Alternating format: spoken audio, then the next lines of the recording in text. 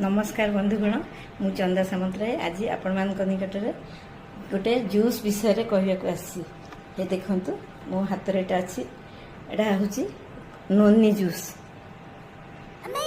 ये नोनी जूसटा सबुदिन सकाଳେ केमती पिए आप देखु। प्रथम उषुम पानी टी रखि नख उषुम पानी ल्यूकवार्म वाटर से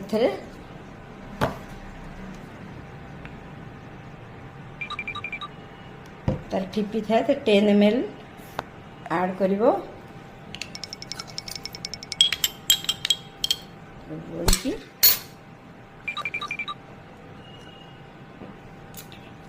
पीब।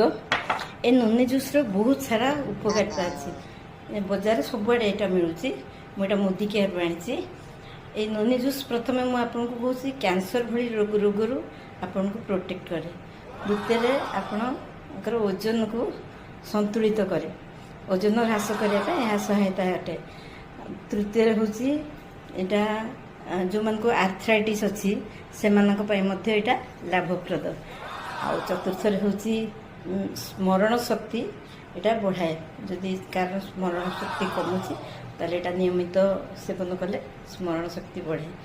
पंचम हूँ आउ गोटे ये हूँ यहाँ आपणकर ब्लड सुगर को कंट्रोल करे। तापरे आपणकर इम्यूनिटी सिस्टम को यहाँ बढ़ाए। तापरे आपणकर केश भी यहाँ बहुत उपकार। केश बेसी उपुड़बनी नियमित जदि आपण या ग्रहण करती केश भल रही। स्किन भी बहुत भल। स्किन आपणकर ग्लो कर नोनी जूस पीले या केते जन 2 थर पीती केते जन थरे पीती किंतु खाली पेटरे उषुम पानी रे 10 ml मिसेकी आपण ताको पीबे। आते सारा उपकारिता तार अच्छी। आपण मैंने निश्चय मु भावुची जे मोर वीडियो टी देखिए आपण निश्चय पीबे। मु भी यह पीऊँगी। जदि मो वीडियो टी आपण मान को भल लगी आपण या व्यवहार भी करेंगे। केमती लगिला लाइक शेयर आ सब्सक्राइब करेंगे।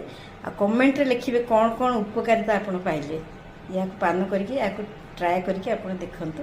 रहुची नमस्कार।